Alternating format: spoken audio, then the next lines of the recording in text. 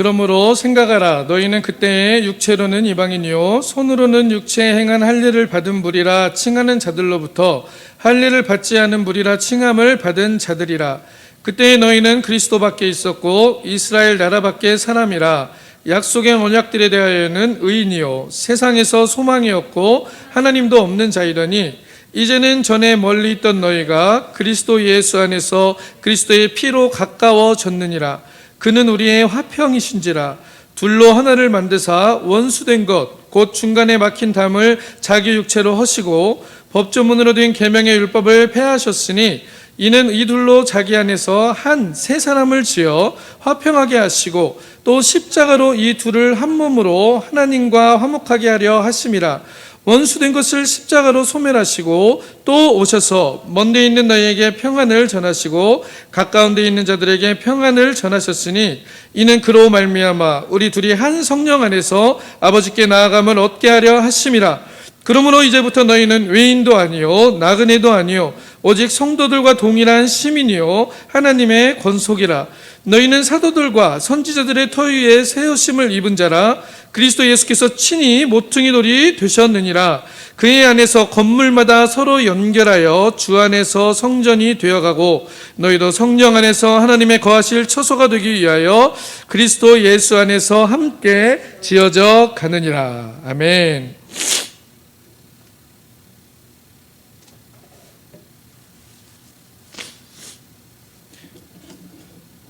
자, 오늘 말씀은 살짝 존재에 대한 이야기를 좀 했으면 좋겠습니다. 오늘 성서에서 이야기하는 아까도 우리 찬양 가운데 이야기했지만 우리가 왜 여기에 존재하고 있는가? 왜 여기에 지금 우리가 이런 육신을 가지고 이 시간과 이 공간에서 서로 만나게 됐고 또 여기에서 예배하고 또 다른 곳에서도 사람들과 만나서 대화하고 또 예배하고 이러한 삶들을 살아가고 있는 것인가 라는 것에 대한 이야기이기도 합니다. 결론은 공존인데요. 오늘 성서 본문 에베소서 2장 22절 마지막 절에서 말씀하신 성령 안에서 하나님이 거하실 처소가 되기 위하여 그리스도 안에서 함께 지어져 가느니라. 함께 지어져 간다라는 말들. 그리고 그 앞절에 그 안에서 건물마다 서로 연결하여라는 말들이 있습니다. 우리가 서로 연결되어 있고 함께 지어져 간다라는 의미가 과연 무엇인가? 이것을 어떻게 우리가 성서의 말씀을 어떻게 해석할 때 우리가 정말로 이 땅에서 하나님의 나라에 열매를 맺으면서 살아갈 수 있는가에 대한 이야기이기도 합니다. 그래서 우리는 지금 존재하고 있죠. 다 존재하는 것들입니다. 이것도 존재하고 있고요. 그죠? 이거를 실체적이라고 합니다. 실체. 만질 수 있고 폼이 있잖아요. 그래서 실체라고 얘기를 합니다. 이런 포메이션을 가지고 있는 것, 이런 것들을 우리는 사실 존재한다 라고 이야기할 때가 많이 있죠. 그것에만 집중할 때가 많이 있다는 것입니다. 내가 만질 수 있는 것이 실체적인 것이고 현실이라고 생각하는 것들과도 비슷한 의미입니다. 우리는 그렇게 실체를 이해하고 존재를 그렇게 이해합니다. 그리고 그것들은 때로는 조금 더 나가면 어디까지 이해를 하게 되냐면요. 우리는 그거를 팩트라고 얘기합니다. 이게 존재하는 게 이게 진짜지라고 얘기하는 것이죠. 이게 존재하는 것이 정말 진짜 리얼리티라고 얘기하는 것과 같은 것입니다. 그것을 우리는 팩트라고 얘기합니다. 그렇게 볼 때 사람은 어떤 것에 집중합니까? 보이는 것에 집중하고 사실 이 팩트라는 것을 너무 중요시하죠. 이게 팩트가 어디까지 연결돼요? 진리의 문제까지, 진실과 참의 문제까지 연결되기 때문에 사람은 거기에 관심하는 것입니다. 사실 하나님도 참의 문제에 관심을 하고 계시죠. 하나님이 정말로 관심하고 있는 것은 우리가 진정한 참, 참에다가 진정한을 붙이니까 그것도 웃기네요. 하지만 이 진정한 참, 우리가 말하는 참과 하나님이 말씀하시는 참은 가끔씩은 다를 때가 있기 때문이죠.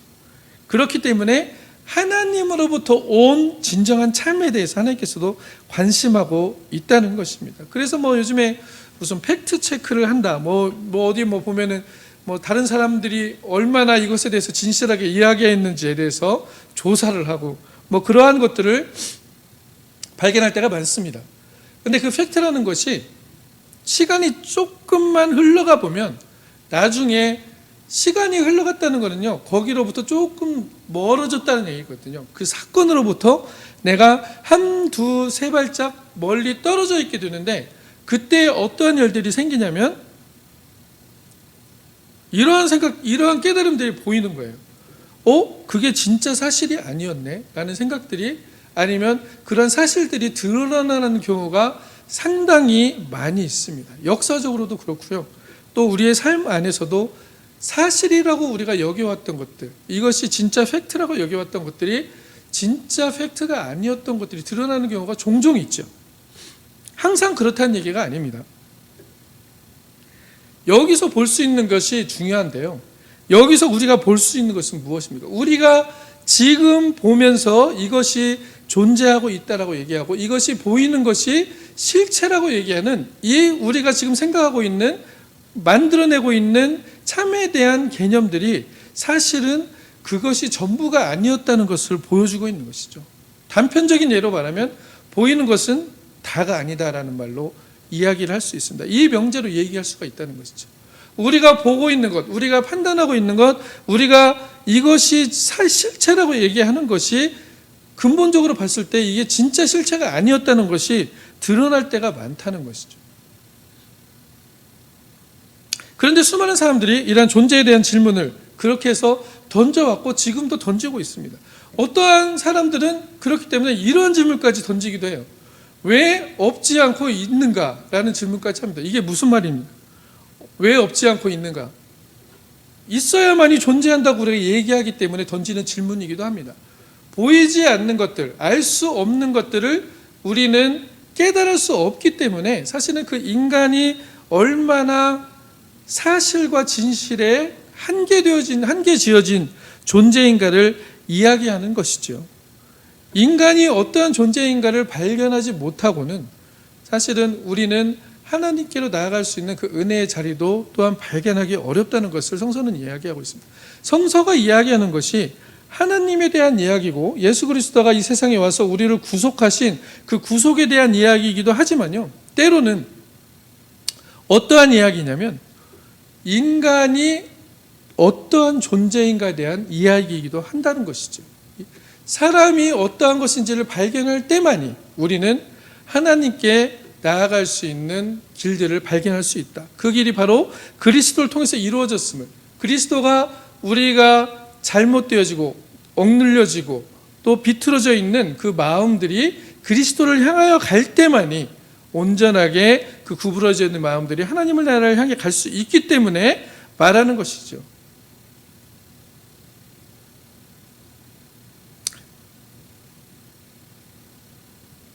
그래서 사람들이 이 존재, 이 being이라는 것, 자인이라는 것에 대한 질문을 엄청나게 많이 던져온 이유가 그것입니다. 우리가 살아가든 안 살아가든 아니면 얼마를 살았건 상관이 없이 이 존재하는 것, 내가 존재한다는 것에 대해서는 나도 모르게 계속적으로 그렇기 때문에 질문을 던지면서 살고 있는 것이죠. 그러면서 내가 가치 있고 내가 가치 있다고 믿는 것, 내가 의미 있다고 믿는 것에 대해서, 내가 의미 있다고 여겨지는 것들에 대해서 사실은 더 많은 가치들을 부여하면서 살아가고 있습니다. 근데 그것이 너무 심하게 내가 말하는 가치들과 의미들만이 정말로 뭔가 가치가 있고 의미가 있다라고 얘기하기 시작하면서 그것은 자칫해서 함몰되어져 버리는 자아가 되어버리는데요. 그렇게 됐을 때 어떤 일들이 생기냐면 지금 사회가 보여주는 어떤 수많은 가치들에 대한 기준들이 그러한 의미로 드러나게 됐다는 것을 얘기합니다. 내가 의미 있게 생각하고 내가 가치 있게 생각하는 것이 전부이다. 보이는 것이 다 전부가 아니라고 얘기하고 있는데 내가 생각하는 것이 전부이다라고 얘기해야 그것을 전제로 해서 가치를 판단하게 될 때 어떤 일들이 생기냐면 지금 우리에게 보여주고 있는 황금만능주의나 물질이 모든 것을 이룰 수 있다는 물질망론주의, 때로는 내가 가짐으로써 모든 것을 채울 수 있다는 어떤 소유에 대한 소유제일주의 같은 이런 일들이 생겨난다는 것이죠. 이것이 왜 생기냐면 결국 나 자신에게 함몰되어져 있기 때문에 생겨난다라고 이야기하고 있습니다. 오늘 본문에서도 사실 비슷한 얘기를 하고 있습니다. 성서를 바라볼 때 하나님의 이야기, 예수 그리스도의 구속자적인 이야기로 우리가 바라보기도 하지만 이것을 다시 한번 인간은 어떠한 존재인가라는 것을 성서가 이야기해주고 있기 때문에 그 인간이 어떠한 존재인가를 통해서 또 하나님의 구속사를 재조명해야 되는 작업들이 상당히 중요한 의미로 현대시대에 다가오고 있다는 것이죠. 그래서 오늘 2장 11절 12절에서는 이렇게 얘기하고 있습니다. 그러므로 생각하라. 너희는 때로는 육체로는 이방인이고 손으로는 육체에 행한 할례를 받은 무리라 칭하는 자들로부터 할례받지 않은 무리라 칭함을 받았다라고 얘기하고 있습니다. 그러면 그때 너희가 그리스도 밖에 있었고 이스라엘 나라의 밖의 사람이었고 약속의 언약들에 대하여는 외인이고 세상에는 소망이었고 하나님도 없는 자다라고 얘기하는데, 우리 에베소에서도 비슷한 사람들의 이야기들이 나타났다는 것이죠. 자신이 생각하는 거룩함만을 추구하다 보니 그리스도의 십자가의 복음이 그들에게 들려졌고, 예수 그리스도가 그리스도를 주로 인정하는 사람들, 주로 고백하는 사람들에게 구원의 길들을 열어줬음에도 불구하고 그들은 또 다른 율법의 기준을 가지고 구원의 기준을 계속적으로 만들어내고 있었다는 것입니다. 이방인들이 처음에는 그리스도 밖에 있었고 이스라엘 밖에 있었다라고 사도 바울도 이야기하면서 이 약속의 언약에서 제외되어진 존재였다라고 얘기하고 있는 것이죠. 그러면 그 이전에 인간 전체의 의미로 봤을 때는 인간의 모든 부분들이 그렇게 하나님의 약속으로부터 멀어져 있는 존재였다라고 우리는 성서를 통해서 발견할 수가 있는 것입니다. 그렇게 됐을 때 오늘 본문에서는 뭐라고 합니까?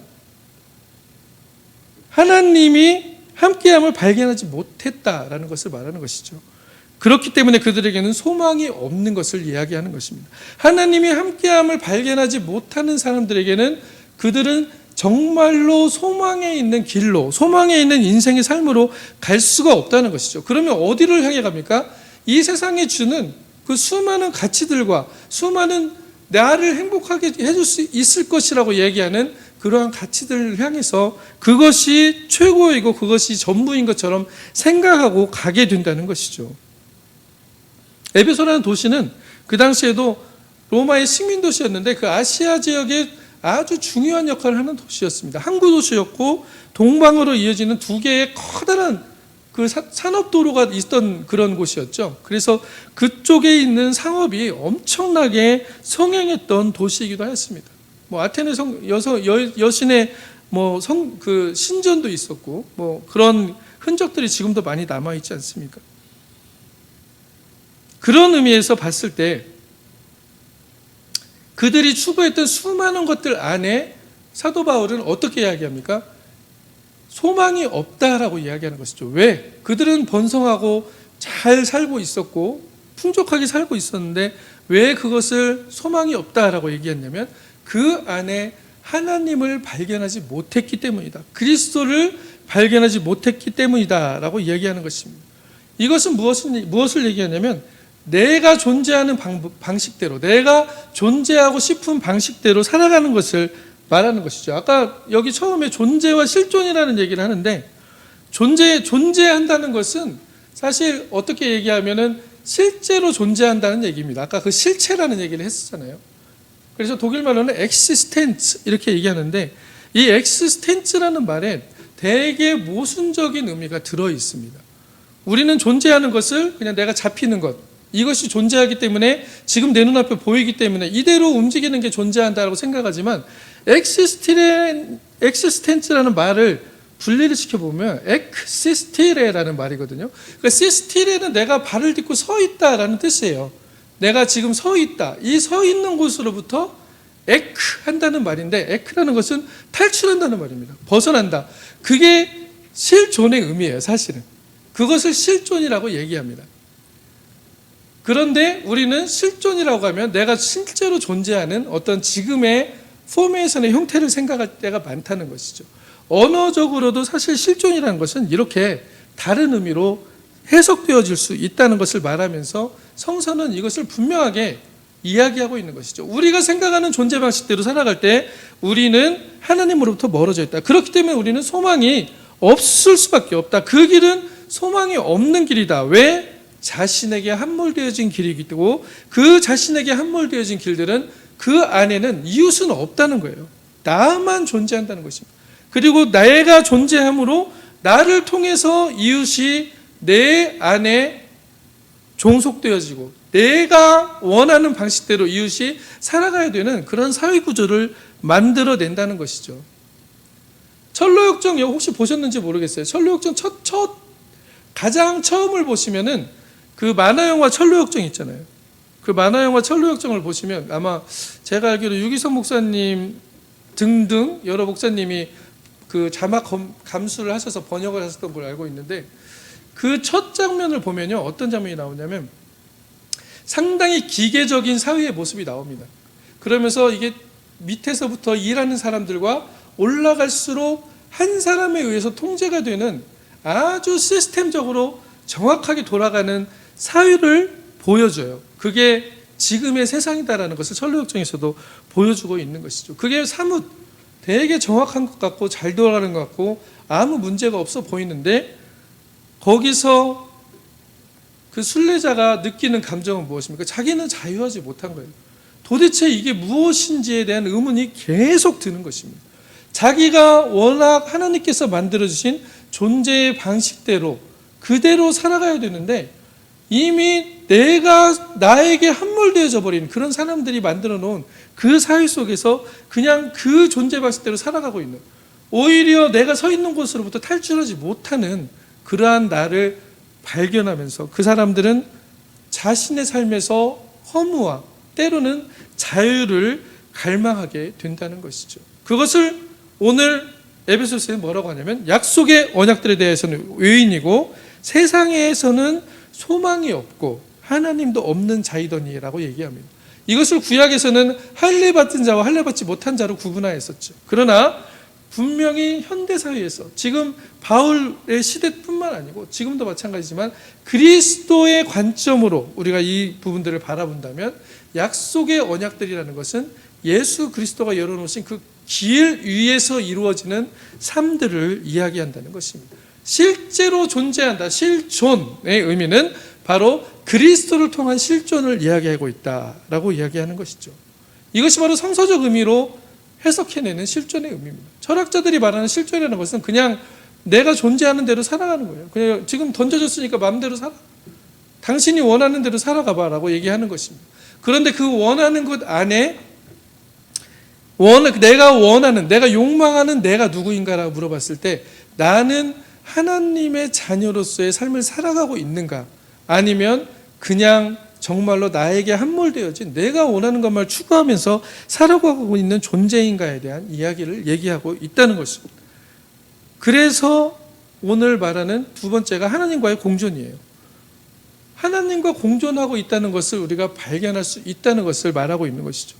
에베소서 2장 13절에서 16절까지가 그 말씀을 하고 있습니다. 이제 전에 멀리 있던 너희가 그리스도의 안에서 그리스도의 피로 가까워졌다라고 말씀하시면서 우리의 화평이신지라, 그리스도가 우리를 화평케 하셨는데 돌로 하나를 만드사 원수된 것 곧 중간에서 막힌 담을 자기 육체로 허시고 법조문으로 된 계명의 율법을 폐하셨으니 이는 이 돌로 자기 안에서 한 세 사람을 지어 화평케 하시고 십자가로 이들을 한 몸으로 하나님과 화목하게 하려 하십니다 라고 말씀하고 있습니다.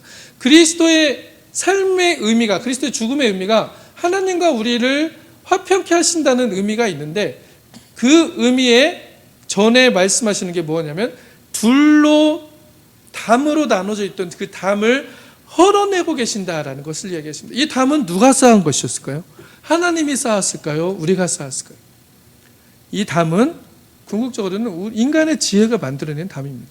하나님이 담을 쌓으셨다라고 생각하는 것은 성서를 상당히 잘못 이해하시는 것일 것입니다. 하나님은 우리에게 담을 쌓고 계신 분이 아니십니다. 우리가 담을 쌓았죠. 이사야서는 이것을 뭐라고 합니까? 너희와 나 사이에 있는 죄악이 나와 너희 사이를 내었고 갈라내었고 라고 얘기하는 것이죠. 같은 의미입니다. 그런데 우리는 가끔씩 어떻게 생각합니까? 내가 아니고 하나님이 나를 떠나신다라고 생각할 때가 많이 있다는 것이죠. 내가 뭐 잘못했기 때문에, 내가 죄를 지었기 때문에 하나님께서 나를 떠나시고, 내가 좀 잘하면 하나님께서 다시 돌아오신다 라는 식의 하나님에 대한 이해를 하고 있다는 것입니다. 이것은 성서가 이야기하는 하나님에 대한 이해가 아니라는 것이죠. 막힌 담을 헐기 위해서 오셨는데, 이 막힌 담은 누가 만들었냐면 바로 우리가 만들어냈다는 것을 말하는 것입니다.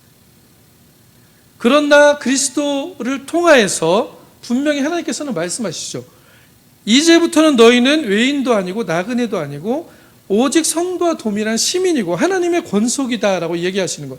이것을 말씀하시는 이유는요, 우리가 본래 그러했다는 것을 얘기하는 것입니다. 우리가 찬양한 대로 하나님이 언제나 함께 하심을 발견할 수 있는 근거가 바로 여기 있다는 것이죠. 그리고 그것을 발견할 수 있는 권리까지도 주어졌는데, 예수 그리스도의 십자가를 통해서 우리가 하나님께 그것을 나아갈 때 하나님께서 우리를 받아주시겠다는 것을 이미 보증해 놓으셨다는 것을 말씀하시는 것입니다. 하나님은 우리의 모든 것을 심판하실 수가 있습니다. 하나님은 우리의 모든 것을 정죄하실 수가 있습니다. 그러한 권리가 있으신 분이에요. 하나님은 완전하시기 때문에 그것이 가능하신 분입니다. 그런데 그것을 보류하시면서 우리에게 사랑의 손을 내미시는 것이죠. 보류하시는 것입니다. 자기 스스로 자기를 제한하시는 것입니다. 그러면서 우리에게 사랑의 손길을 내밀고 계시는 그 하나님. 그럼에도 불구하고 아버지를 우리가 떠났고 하나님으로부터 담을 쌓고 장벽을 치고 내 세계가 정말로 전부라고 생각하면서 이것이 정말로 천국과 같은 세계라고 생각하고 있는 우리의 삶을 하나님께서는 예수 그리스도를 통해서 그것을 깨기 위해서 보여주셨다는 것입니다. 그리고 이러한 사람들은 어떻게 되냐면 하나님과의 함께 하심을 발견하게 되고, 더 나아가서는 나와 이웃이 함께함을 발견하게 됩니다. 아까 말씀드린 대로 엑시스텐스라는 것은 엑시스텐스라는 독일말과 같은 말이에요. 그런데 코엑시스텐스입니다. 엑시스텐스가 함께 다 모여 있는 거예요. 나로부터 탈출한 사람들이 이제는 같이 모여 있는 것. 이것을 공존이라고 성서는 이야기하는 것입니다. 이것을 다른 말로 바꿔 말하면은 에클레시아, 교회라고도 얘기할 수 있을 것입니다. 예수 그리스도의 몸된 그리스도의 지체들이라고 이야기할 수가 있을 것입니다. 예수 그리스도는 친히 이것을 위해서 오늘 성서 본문에 자기가 그 시작돌이 됐다라고 얘기하시는 것이죠. 모퉁이 돌이 됐다. 내가 그 시작이 될 테니 그 위에 당신들의 세계를 쌓으면서 너만의 세계를 만들고 담을 쌓지 말고 서로 연결되어 있는 그리스도의 나라를 만들며 살아가라.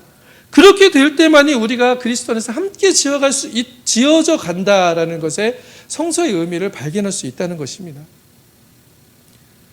공존, 함께 존재한다. 이것은 우리가 서로 기대고 있다는 의미이기도 합니다. 저 사람이 없으면 사실 나도 존재할 수 없다는 얘기예요. 이게 상당히 무서운 얘기입니다. 그런데 그것을 어떻게 생각하냐면 우리는 보통 함몰된 우리들의 지혜로는 이 세상은 어떻게 합니까? 저 사람을 누르고 네가 먼저 가야 돼. 저 사람을 제거하고 네가 먼저 가서 어떤 것을 취해야 돼. 경쟁하게 합니다. 그러면서 저 사람과 나를 계속적으로 비교하게 하죠. 그러나 이것은 하나님의 나라의 가치가 아니라는 것을 성서는 분명히 이 공존을 통해서도 이야기해주고 있습니다. 이것은 나를 버리고 이웃만을 위해서 살으라는 얘기가 아니에요. 내가 존재함과 같이 다른 사람도 똑같이 나와 함께 기대어져서 존재하고 있다는 얘기를 하는 것입니다. 그래서 내 이웃을 뭐라고 합니까? 내 몸과 같이라는 말은 그 의미로 성서는 얘기하고 있는 것입니다. 내 몸과 같이 내 이웃을 우리는 사랑할 수 없어요. 사실 우리는 사랑할 수 없는 존재들입니다.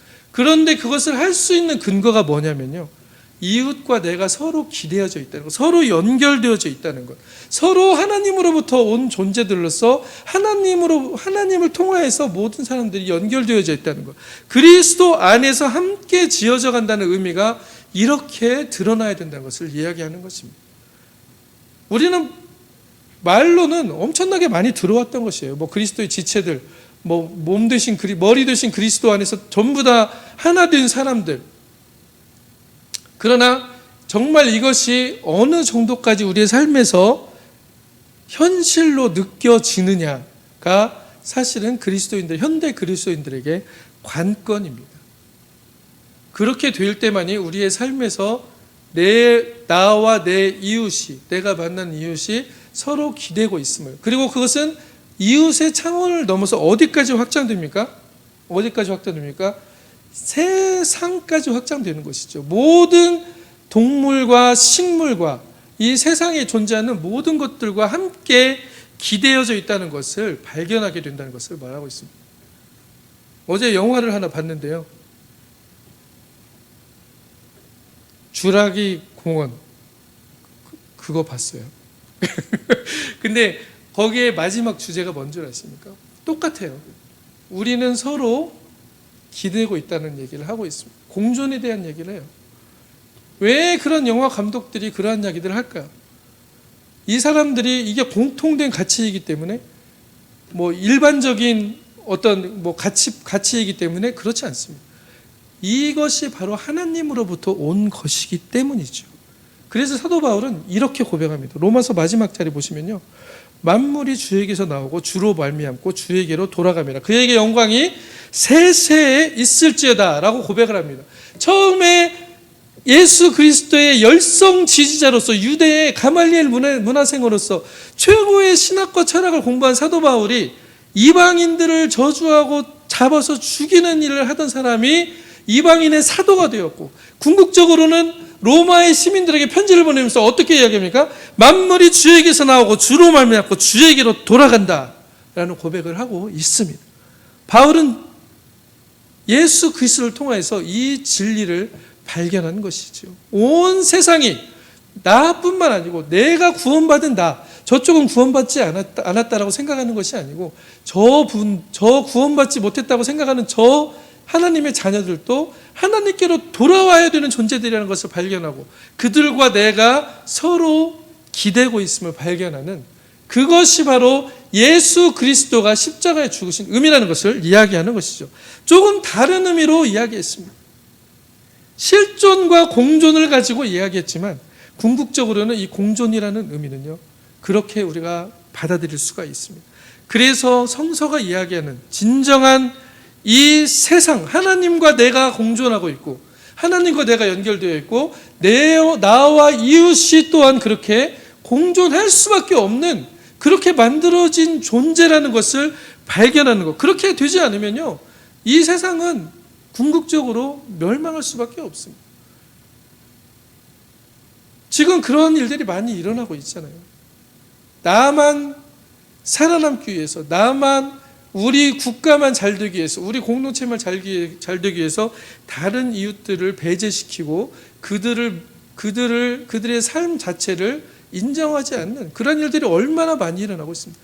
이러한 것들을 우리가 바꿔가게 될 때, 우리의 삶 가운데서 내가 새로운 사람으로 지어지게 될 때에 분명히 우리는 이러한 하나님 나라의 공존들이 일어나게 된다는 것이죠. 코엑시스텐스라는 것이 일어나게 된다는 것입니다. 우리는 서로 의지하고 서로 지지하고 있는 존재들입니다. 기대게 되어 있습니다. 하나님과 기대고 있고요, 이웃과 기대고 있습니다. 이러한 서로 기대고 지지하고 연대되어 있는 존재임을 발견하고, 이러한 변화된 시선으로, 많은 시선들이 변해가고 있지만 앞으로 더 변화된 시선을 가지고 정말로 공존하는 실존이라고 얘기할 수가 있겠습니다. coexisting existence, coexisting existence라고 얘기하는 그러한 공존하는 실존의 의미, 이게 바로 현대를 살아가는 그리스도인들의 의미입니다. 그리고 이게 바로 여기에서 하나님의 나라가 드러나고 하나님이 함께 하시는 진정한 복들이 드러난다는 것을 우리가 발견하고, 이러한 복된 삶을 살아가시기를 또 그리스도의 이름으로 간절히 축원합니다. 아멘. 자, 그래서 우리가 해야 될 일들이, 첫 번째로는 내가 이걸 얼마나 정말로 내 피부로, 내 삶으로, 내 몸으로 느끼느냐를 한번 좀 생각해 봤으면 좋겠습니다. 우리는 그렇게 못해요. DNA적으로 이기적 유전자를 가지고 있습니다. 그 DNA가 얼마나 많은 세월을 갖추면서 그 우리의 세포 안에 그것이 박혀 있겠습니까? 정보가 누적되어 있는 게 DNA잖아요. 그렇게 살아왔기 때문에 그것이 박혀 있는 거예요. 근데 성서는 뭐라고 합니까? 그것이 당연한 것이 아니다라고 얘기하는 거죠. 오히려 나와 함께하는 그 이웃들을 바라보게 될 때 우리의 삶 가운데서 하나님의 나라가 이루어지고 하나님의 놀라운 함께 하심의 기적들이 드러난다라고 얘기하는 것입니다. 주님 다시 오실 때까지 우리는 이 길을 가야 된다라는 것이 바로 성서가 우리에게 요청하는 것입니다. 오늘 이 요청을 받아들이며 주님 다시 오실 때까지 나는 이 길을 가리라. 좁은 문, 당연히 좁은 문이죠. 좁은 길이죠. 왜? 그것이 아니라고 자꾸 우리의 DNA가 얘기하기 때문입니다. 이 세상이 얘기하기 때문입니다. 십자가를 통해서만이 가능한 길입니다. 주님 다시 오실 때까지 나는 이 길을 가리라. 기도하고 찬양하고 마치도록 하겠습니다. 주님 다시 오실 때까지 나는 이 길을 가리라.